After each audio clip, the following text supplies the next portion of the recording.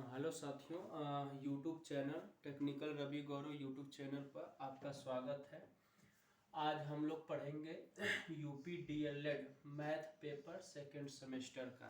आज से second semester का जो पेपर है प्रीवियस ईयर में हुआ है उसको हम लोग देखेंगे। ठीक है, पेपर होने वाला है, दिसंबर में पेपर होगा, इसलिए पेपर सॉल्व करा रहे हैं। मतलब प्रीवियस कैसे कैसे क्वेश्चन आए हुए हैं सेकेंड सेमेस्टर में। चलिए देखते हैं। पहले 5 बहुविकल्पी क्वेश्चन देख लेते हैं, इसके बाद अति लघु उत्तरी पढ़ेंगे, फिर लघु उत्तरी प्रश्न पढ़ेंगे। तो पहला क्वेश्चन है इसमें, प्राकृतिक संख्या की पूर्ववर्ती संख्या है। प्राकृतिक संख्या की पूर्ववर्ती संख्या है। तो पहले तो ये देखिए प्राकृतिक संख्या किसे कहते हैं। ठीक है, तो प्राकृतिक संख्या जो होती है वह 1 से शुरू होती है। ठीक, 1 2 3 4 5, ठीक है, ऐसे डाट डाट करके होता है, मतलब आगे भी। तो इसमें कह रहा है प्राकृतिक संख्या की पूर्ववर्ती संख्या क्या होगी। ठीक है, तो इसमें एक क्वेश्चन ही गलत यहाँ पर लिख दिया गया है।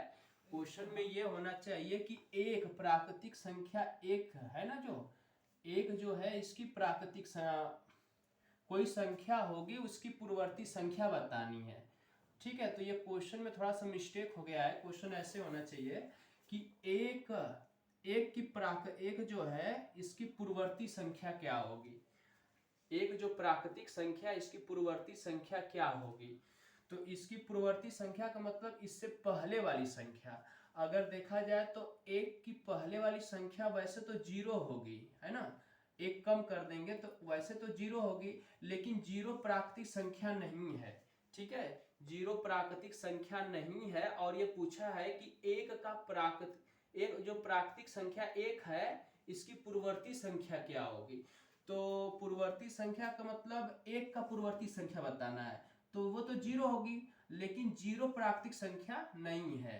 ठीक है, 0 प्राकृतिक संख्या नहीं है, तो न तो ये 0 होगी, न 1 होगी, न 2 होगी, इनमें से कोई नहीं होगी। ठीक है, क्योंकि ये प्राकृतिक संख्या नहीं है बल्कि पूर्ण संख्या है। ये तो बहुविकल्पी में आपको इनमें से कोई नहीं लगाना था। ठीक है, इसमें क्वेश्चन में मिस्टेक है कि एक की पूर्ववर्ती संख्या बताना था। चलिए, ये हो गया, प्राकृतिक संख्या हो गया। अब आइए दूसरे क्वेश्चन पर। दूसरा क्वेश्चन कह रहा है कि पूर्ण संख्या में योग का तत्सम अवयव है। मतलब पूर्ण संख्या में आपको बताना है, पूर्ण संख्या में योग का तत्सम अवयव है, इसमें से कौन होगा। तो मतलब ऐसी संख्या, मतलब जिसको 0 में जोड़े, है ना, मतलब ऐसी संख्या जिसमें 0 में जोड़े वही संख्या मिल जाए। जैसे देखिए, योग का तत्सम अवयव बताना है, तो जैसे हम मान लेते हैं कि 5 कोई संख्या है, इसमें अगर हम 0 जोड़ेंगे तो वही संख्या आ जाएगी। ठीक है, जैसे 2 में हम 0 जोड़ेंगे तो 2 आ गई, 3 में 0 जोड़ेंगे तो 3 आ गई। मतलब इसमें 0 जोड़े तो 5 आ गई, 2 जोड़े तो वही संख्या आ गई 0 जोड़ने पर। तो ये जो 0 है यही आपका तत्सम है, यही क्या है, आपका तत्सम है। तो इसमें आपका ये वाला सही होगा। और इसके अलावा कोई जोड़ेंगे तो वह संख्या नहीं आएगी। जैसे एक जोड़ लेंगे तो 6 हो जाएगा। ठीक है, जबकि आप जोड़ रहे हैं तो यहाँ पर 5 आनी चाहिए। ठीक है, तो ये नहीं होगी, तो यहाँ पर 0 होगी। ठीक है, वही संख्या आ जाए, किसी दो संख्या में जोड़े 0 का तो वही संख्या आ जाए, तो वो 0 जो कहलाता है वही आपका तत्सम अवयव होगा। ठीक है, अब क्वेश्चन नंबर 3 पर चलते हैं। 3 कह रहा है एक वर्ग का क्षेत्रफल 1 वर्ग मीटर है, उसका अर्ध परिमाप होगा। ठीक है, अर्ध परिमाप पूछ रहा है, वो भी वर्ग का। तो पहले हम लोग वर्ग के बारे में देख लेते हैं। ठीक है, तो वर्ग कैसे बनता है, ये मान लीजिए वर्ग है। ठीक है, और इसकी भुजा ए मान लेते हैं। ठीक है, इसका परिमाप, पहले हम लोग सूत्र को देख लेते हैं। तो पहले पहला सूत्र देख लेते हैं। वर्ग का परिमाप क्या होता है। वर्ग का परिमाप जो होता है, चारों भुजाओं को जोड़ दीजिए तो 4a हो जाएगा। अब यही में अगर हम आपसे पूछे कि वर्ग का अर्ध परिमाप क्या होगा, वर्ग का अर्ध जो कि यहाँ पर कहा हुआ है, अर्ध परिमाप क्या होगा, तो इसका आधा कर दीजिए, 4a का आधा कर दीजिए। जैसे 4a है तो इसका आधा 2 से कटा दीजिए, 2a हो जाएगा। इसको अर्ध परिमाप कहेंगे। क्या कहेंगे, अर्ध परिमाप। ठीक है, तो अर्ध परिमाप तो ये 2a होता है ना फार्मूले में। लेकिन ये पूछा है कि इस एक वर्ग का क्षेत्रफल दे दिया है, 1 वर्ग मीटर, इसका अर्ध परिमाप होगा। तो अभी क्षेत्रफल क्या होता है वो फार्मूला देख, ये हम अभी फार्मूला बता रहे हैं, क्वेश्चन सॉल्व नहीं कर रहे हैं। तो ये हो जाएगा वर्ग का क्षेत्रफल। वर्ग का क्षेत्रफल जो होता है वह होता है भुजा स्क्वायर। क्या होता है? भुजा स्क्वायर। एक बार दिमाग में रख लीजिए, क्योंकि ऐसे इस टाइप के क्वेश्चन बनते हैं इस फार्मूलों पर आधारित। वर्ग का विकर्ण क्या होता है? विकर्ण, वर्ग का विकर्ण, ये देखिए इसको विकर्ण कहते हैं, इसको, ये विकर्ण है। ठीक है, और ये होता है कर्णी में 2a, मतलब कर्णी में 2 का a से गुणा करा देंगे तो ये विकर्ण। ये कैसे प्राप्त हुआ है? तो ये पाइथागोरस प्रमेय से प्राप्त हुआ है। अब यहाँ पर 90 अंश का कोण बनेगा हर जगह, यहाँ पर। ठीक है, तो ये पाइथागोरस प्रमेय लगाएंगे तो ये आ जाएगा, इसी को विकर्ण कहते हैं। कर्णी में 2a होता है। ये सब फार्मूले याद हैं तो इससे आधारित कोई भी क्वेश्चन आएगा तो आप सॉल्व कर पाएंगे। ठीक है, अब चलते हैं इस क्वेश्चन को सॉल्व करने।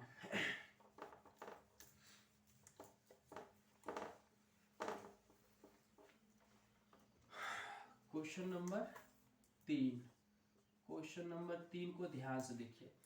क्वेश्चन नंबर 3 में पहले तो ये देखिए कि क्या दिया हुआ है इसमें। एक वर्ग का क्षेत्रफल दिया है 1 वर्ग मीटर, पर हम लोग क्या जानते हैं? हम लोग जानते हैं वर्ग का क्षेत्रफल। वर्ग का क्षेत्रफल वैसे प्रश्न में क्या दिया है? दिया है, ऐसे आप चाहे तो लिख सकते हैं, वर्ग का क्षेत्रफल कितना दिया है? 1 दिया है। पर हम लोग क्या जानते हैं? भुजा स्क्वायर। क्या जानते हैं? भुजा स्क्वायर, और ये इसके बराबर हो जाएगा। मतलब हमारे अनुसार क्षेत्रफल भुजा स्क्वायर होता है, प्रश्न कर रहा नहीं, 1 है इसमें, इसलिए हम दोनों को बराबर कर दिए। यहाँ से पहले a निकालेंगे, तो ये स्क्वायर हटेगा तो ये कर्णी में आ जाएगा 1, और यहाँ से हमें a बराबर क्या मिल जाएगा? 1 का वर्गमूल 1 हो जाएगा। ठीक है, यानी भुजा मिल गया 1। अब हमको उसका अर्ध परिमाप निकालना है, तो वर्ग का अर्ध परिमाप क्या होगा? वर्ग का अर्ध परिमाप वो होता है 2a, है ना, अभी लिखवाए थे। तो यहाँ पे हो जाएगा 2 गुणा a का मान रख दीजिए 1, और यहाँ पे हो जाएगा 2, यहाँ पर 2 मीटर हो जाएगा, क्योंकि इसका मात्रक यहाँ पर कितना दिया था? मीटर में। तो ये हो जाएगा 2 मीटर। कौन सा ऑप्शन सही हो जाएगा? दूसरा ऑप्शन सही हो जाएगा। अब आते हैं क्वेश्चन नंबर 4 पर। तो इस तरह आप क्वेश्चन सॉल्व कर सकते हैं। ठीक है, ये बहुविकल्पी क्वेश्चन है, ये अति लघु उत्तरी प्रश्न में भी आ सकता है। तो 3 हो गया, आप चलते हैं 4 पर। क्वेश्चन नंबर 4 देखिए। क्वेश्चन नंबर 4 में क्या बोला है? एक समबाहु त्रिभुज की भुजा की लंबाई जो है वह 10 सेंटीमीटर है, तो उसका क्षेत्रफल होगा। समबाहु त्रिभुज कह रहा है, तो समबाहु त्रिभुज कैसे बनता है? जिनकी तीनों भुजाएं क्या हो? बराबर हो, जिनकी तीनों भुजाएं बराबर हो। तो अब मान लेते हैं भुजा ए, इसकी भुजा को ए, तो ये भी ए होगा, और ये भी आपका क्या होगा? ए होगा। ठीक है, अब इस त्रिभुज, समबाहु त्रिभुज के बारे में सब कुछ देख लेते हैं, सब फार्मूला देखने के बाद। ठीक है, तब हम क्वेश्चन को सॉल्व करेंगे। एक बार सभी फार्मूले को देख लेते हैं। तो समबाहु त्रिभुज का परिमाप क्या होगा? अगर यहाँ पर देखा जाए तो समबाहु त्रिभुज का परिमाप, समबाहु त्रिभुज का परिमाप क्या होगा? तीनों भुजाओं को जोड़ दीजिए, यानी 3a हो जाएगा। अच्छा, दूसरा, समबाहु त्रिभुज का क्षेत्रफल, समबाहु त्रिभुज का क्षेत्रफल, समबाहु त्रिभुज का क्षेत्रफल क्या होता है? ये होता है कर्णी में 3/4 भुजा स्क्वायर। क्या होता है? कर्णी में 3/4 भुजा स्क्वायर। आप चाहे तो भुजा के जगह पर a भी रख सकते हैं, तो कर्णी में 3/4 a स्क्वायर लिख सकते हैं। और ये आप याद कर लीजिए, समबाहु त्रिभुज का क्षेत्रफल कर्णी में 3/4 भुजा स्क्वायर, इसी पे ये क्वेश्चन लगेगा। एक फार्मूला और होता है समबाहु त्रिभुज में, ये जो ऊंचाई होता है ये कैसे निकालेंगे ये ऊंचाई, तो उसके लिए फार्मूला है समबाहु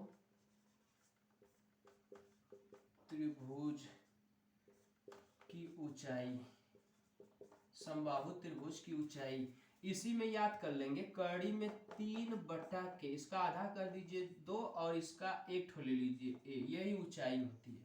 इसकी ऊंचाई आप चाहे तो पाइथागोरस प्रमेय लगाकर यहाँ से लंब डाल के आप निकाल सकते हैं, ठीक है। तो यहाँ से ये आ जाएगा, यानी समबाहु त्रिभुज का ये सब फार्मूला आपको याद होना चाहिए। अब चलते हैं क्वेश्चन को सॉल्व करने, ठीक है।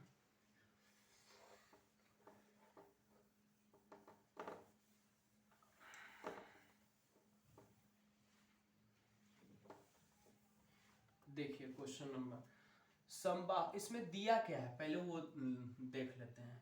एक समबाहु त्रिभुज की भुजा की लंबाई 10 दे दिया, यानी a का मान दे दिया है समबाहु त्रिभुज में।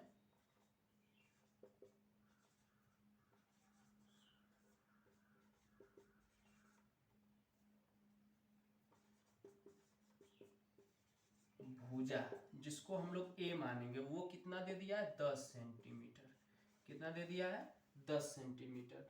तो इसका क्षेत्रफल क्या होगा, तो आपको याद होना चाहिए समबाहु त्रिभुज का क्षेत्रफल फार्मूला याद हुआ, वो होता है कड़ी में 3/4 भुजा स्क्वायर, चाहे हिंदी में लिख दीजिए चाहे a स्क्वायर लिख दीजिए। तो कड़ी में 3/4, यहाँ पर भुजा कितना है 10 का वर्ग हो जाएगा। तो यहाँ पर कड़ी में 3/4 10 का वर्ग हो जाएगा 100, 4 से 100 को कटा दीजिए 25 बार में, तो ये हो जाएगा 25 कड़ी में 3। अब इसका मात्रक भी लिखना जरूरी होता है, तो यहाँ पर 10 सेंटीमीटर, तो क्षेत्रफल हमेशा वर्ग सेंटीमीटर में लिखा जाता है, वर्ग सेंटीमीटर, मीटर है तो वर्ग मीटर में लिख देंगे, ठीक है। ऐसे भी लिख देंगे तब भी सही है। तो इसमें से कौन सा ऑप्शन सही हो रहा है 25 कड़ी में 3, तीसरा ऑप्शन सही हो रहा है, ठीक है। चलिए क्वेश्चन नंबर आते हैं 5 पर, ध्यान से देख लीजिए।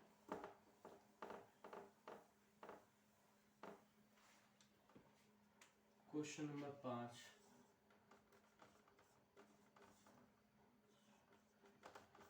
क्वेश्चन नंबर 5 को ध्यान से देखिए। निम्न में कौन सी एक सर्व समीका है, निम्न में से कौन सी एक सर्व समीका है, ये है या फिर ये है, ये है या फिर ये है। तो सर्व समीका किसे कहते हैं पहले तो ये समझ लेते हैं। सर्व समीका में बायां पक्ष दायां पक्ष के बराबर आ गया है ना, ऐसा मतलब समीकरण, मतलब समीकरण तो नहीं कहेंगे, मतलब सर्व समीका इसमें कौन सा है, तो बायां पक्ष और दायां पक्ष के बराबर हो जाएगा तो वो सर्व समीका होता है। और जब बायां पक्ष दायां के पक्ष के बराबर नहीं होता है तो वह सर्व समीका नहीं होता है। तो चलिए देख लेते हैं पहले इसको, इसमें बायां पक्ष क्या है पहले इसको देख लेते हैं। 3x कोष्टक में x + 1 और ये हो जाएगा आपका 3x² + 3x। तो इसमें बायां पक्ष क्या है, जिसे हम लेफ्ट हैंड साइड भी कह सकते हैं, है ना। तो लेफ्ट हैंड साइड क्या है आपका 3x कोष्टक में x + 1 और इसका अंदर गुणा करा दीजिए। जब इसका इसमें गुणा कराएंगे तो इस पर पावर 1 इस पर पावर 1 है तो 3x² हो जाएगा। इसका गुणा 1 में कराइए तो प्लस 3x का गुणा 1 में कराएंगे तो 3 में 1 का गुणा होगा तो 3 है और ये x हो जाएगा। तो बताइए ये दायां पक्ष आ गया कि नहीं आ गया, इसे कहते हैं राइट हैंड साइड। तो बायां पक्ष है, बायां पक्ष लिए थे हम और दायां पक्ष आ गया, इसका मतलब बायां पक्ष दायां पक्ष के बराबर हो गया, यानी कि ये सर्व समीका है। ये क्या है सर्व समीका है, ये ऑप्शन आपका सही है। ये सर्व समीका क्यों नहीं है, क्योंकि इधर देखिए x² - 1 = 8 है, इसको कितना हो भी सॉल्व करेंगे 8 नहीं आएगा। आप चाहे जो भी फार्मूला लगाइए जो भी करिए, यहाँ पर आप इसको लेके सॉल्व करेंगे 8 नहीं आएगा।